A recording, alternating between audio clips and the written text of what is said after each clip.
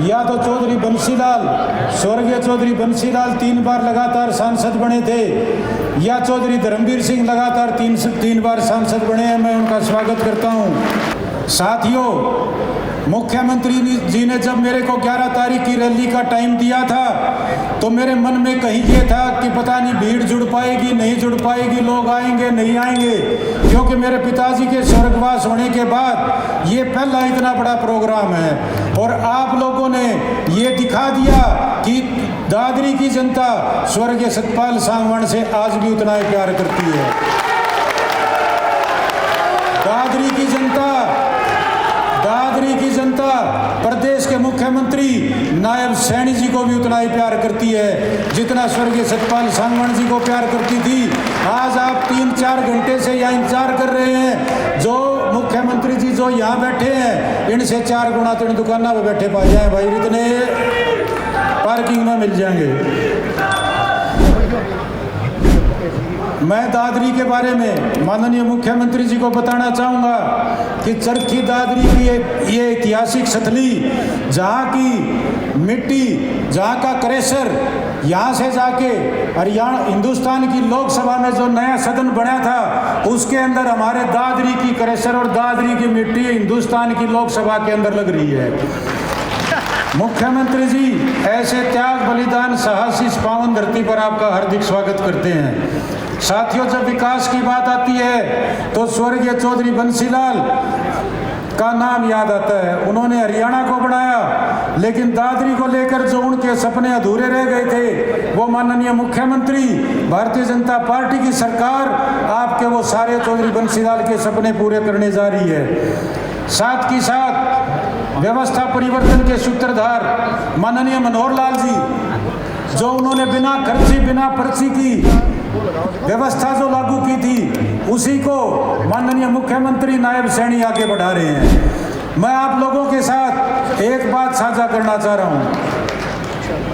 आज प्रदेश सरकार की, भाजपा सरकार की, माननीय नायब सैनी जी की नौकरियों के अंदर सिर्फ एक कंडीशन है। वो कंडीशन क्या है? वो गरीब का हो, वो अमीर का हो, वो किसान का बच्चा हो, वो मजदूर का बच्चा हो, वो व्यापारी का बच्चा हो, कंडीशन सिर्फ एक है कि बच्चा इंटेलिजेंट होना चाहिए। उसका अधिकार कोई मार नहीं सकता जब तक नायब सैनी जी, जब तक प्रदेश के अंदर भाजपा की सरकार है। मैं आपको बताना चाह रहा हूं, मैं कहना नहीं चाह रहा था, लेकिन जो ये कांग्रेस के लोग बिना खर्चे बिना पर्ची के ऊपर क्वेश्चन मार्क लगा रहे हैं, मैं उनको बताना चाह रहा हूं, हमारे दादरी के बराबर के हल्के में हमारी बड़ी बहन शकुंतला खटक जी, जो 4 दफा विधायक रह ली, उनका बेटा जो होशियार था, जो इंटेलिजेंट था, माननीय नायब सैनी जी की अध्यक्षता में जो भारतीय जनता पार्टी की सरकार है, उस सरकार ने उस बेटे को बीडीपीओ लगाया, उसका अधिकार मारा नहीं। उसी के साथ आपके बराबर में हल्के में हमारी बड़ी बहन गीता बुक्कल जी हैं, 5 दफा की विधायक हैं। मैं इसलिए बता रहा हूं आप लोगों को कि बिना खर्चे बिना पर्ची की सरकार के अंदर उनकी बेटी, जो कि हमारी भी बेटी है, उनको नायब सैनी जी की सरकार ने कॉलेज कैडर की असिस्टेंट प्रोफेसर लगाया। अब एक बात बताओ, एक प्रदेश का एक अपने आप में भावी मुख्यमंत्री बनता घूम रहा था, जिसको प्रदेश की जनता ने तीसरी बार झटका दिया है, प्रदेश की जनता ने तीसरी बार भारतीय जनता पार्टी की सरकार बनाई है, क्या वो भावी मुख्यमंत्री बिना खर्ची बिना पर्ची के ऊपर क्वेश्चन मार्क उठा सकता है? आप लोग हाथ उठा के मेरे को बता दो कि वो गवाह वो कह सकता है या नहीं कह सकता है। क्या रोहतक की जनता इस बात का जवाब नहीं मांगेगी कि आप बिना खर्चे बिना पर्ची पर क्वेश्चन मार्क लगा रहे हो और आपकी पार्टी के 2 विधायकों के बच्चे इस भाजपा सरकार के अंदर गस्टेड अफसर लगे हैं? क्या वो रोहतक की जनता, वो किलोई की जनता, वो कलानौर की जनता, वो झज्जर की जनता, क्या उनकी ये बात मानेगी? आप हाथ उठा के इस बात का समर्थन कर दो, मुख्यमंत्री जी को विश्वास दिला दो। ये पीछे तक के सारे हाथ उठने चाहिए कि मुख्यमंत्री जी, आपकी जो सरकार की बिना खर्चे बिना पर्ची की पॉलिसी है उसके ऊपर दादरी की जनता मोहर मार रही है। मैं अभी मुख्यमंत्री जी को बता रहा था, थोड़ा 5 मिनट बोलूँगा सर, और ज़्यादा नहीं।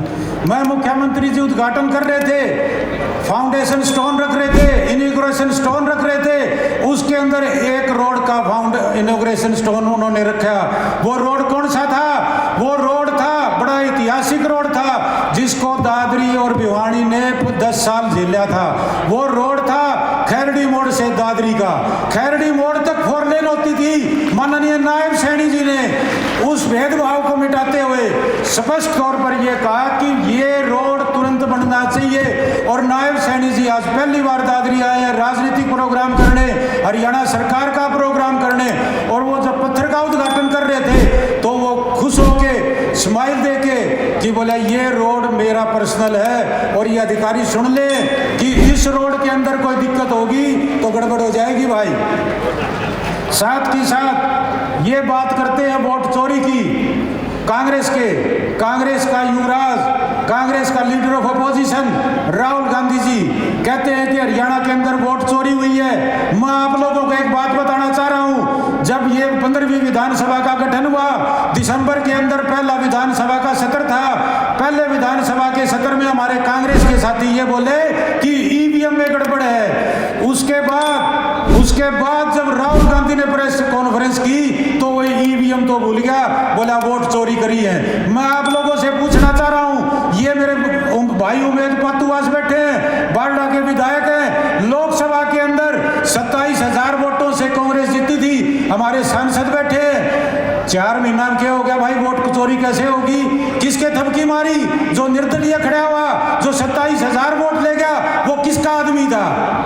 वो भावी मुख्यमंत्री का आदमी था, वो भावी मुख्यमंत्री ने खड़ा किया था।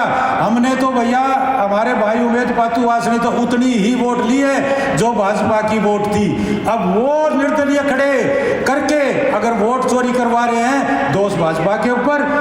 बवानी खेड़ा में किसने किया? किसने वोट चोरी करवाई? सतबीर रतेरा किसका आदमी था? भिवानी के अंदर किसने वो निर्दलीय उम्मीदवार खड़ा किया? उचाना के अंदर 3-3 निर्दलीय उम्मीदवार किसने खड़े किए? गोवाना के अंदर किसने खड़ा किया? बहादुरगढ़ के अंदर किसने खड़ा किया? बरवाड़ा, अंबाड़ा कैंट, बल्लभगढ़ गांव। मैं आपको बताना चाह रहा हूं, जब हरियाणा के अंदर विधानसभा चुनाव थे, आपके प्रदेश का एक भावी मुख्यमंत्री और एक कांग्रेस का सांसद हिसार के अंदर प्रोग्राम कर रहे थे। हिसार के अंदर प्रोग्राम के अंदर एक भीड़ के अंदर एक बुजुर्ग बोला कि भावी मुख्यमंत्री जी चिंता मत करो, 70 सीट आएंगी। वो जो सांसद खड़ा था साथ, वो ये बोला 70 सीट कौन चाहिए, हमने तो 40 का चाहिए, 42 चाहिए। प्रदेश की जनता सुन रही थी, प्रदेश की जनता ने उनके 40 से घटा के 37 कर दिए। भाई ये हुई वोट चोरी। वोट चोरी उन्होंने खुद ने की और इल्जाम भारतीय जनता पार्टी पर लगाते हैं। हाँ, श्रुति बहन जी कह रही है 28 तो नहीं हुए हैं, अभी तो 5 देखो, वो निकालते हैं नहीं निकालते हैं, क्या करते हैं। वो माननीय मुख्यमंत्री जी ने फंसा के खड़े कर रखे हैं, वो ना उड़ने में बन रही है ना निकलने में बन रही है। 37 से भी बहन जी, श्रुति बहन जी कह रही है कि 37 से भी अब घट जाएंगे।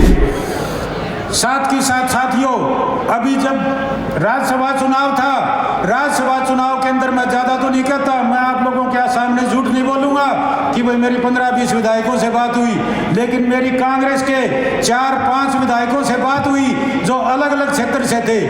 जब बातचीत हुई तो सभी ने एक बात कबूल की, खुला दिल से अपने छाती पर हाथ रख के उन्होंने ये कहा कि पता है आपका मुख्यमंत्री इतना नायाब मुख्यमंत्री है, ये हंस हंस के हमारे को 2029 में भी मार देगा। भाई ये कांग्रेस के विधायकों ने ये बात मेरे सामने कबूल की है। साथ ही साथ मुख्यमंत्री जी, मैं आप लोगों के साथ अब दिल की एक बात और बताना चाहता हूँ। ये सारी बात दिल की बताई है, कितने दोस्तों राजनीतिक बात करी है।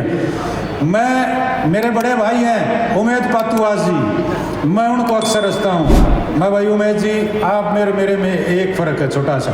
बोले क्या?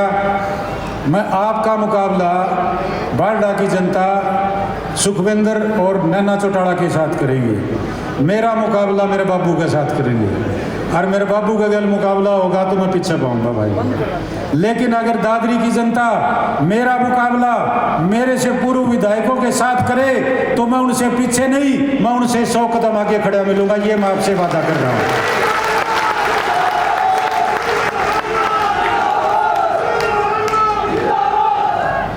मैंने दादरी हल्के के विकास के लिए मैंने माननीय मुख्यमंत्री जी को, मैं ज़्यादा नहीं बोलूँगा क्योंकि आप सभी माननीय नायब सैनी जी को सुनने आए हैं, मैं ज़्यादा समय आपका नहीं लूँगा। लेकिन मैं आपको एक बात बताना चाह रहा हूँ कि मैंने दादरी हल्के के विकास के लिए, इस दादरी जिले को विकसित जिला बनाने के लिए मैंने अपनी तरफ से 150 डिमांड रखी है। और मैं क्योंकि वो 150 की 150 बताऊंगा तो आधा घंटा और हो जाएगा। अब ये मैं मुख्यमंत्री जी के ऊपर छोड़ता हूँ कि वो आप दादरी की जनता को कितनी सौगात देते हैं, कितनी, मैं कहता हूँ कि मैक्सिमम सौगात देंगे। ये मेरा विश्वास है, ये मेरा दृढ़ संकल्प भी है कि मुख्यमंत्री जी दादरी की जनता को निराश होकर नहीं जाने देंगे, उसके अंदर मैक्सिमम डिमांड वो पूरी करेंगे। जय हिंद साथियों। 2 नारे लगाऊंगा। चौधरी बंसीलाल अमर रहे।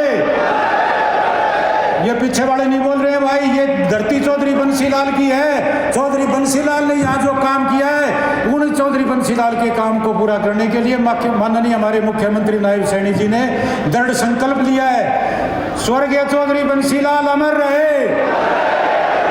स्वर्गीय सतपाल सांगवान अमर रहे।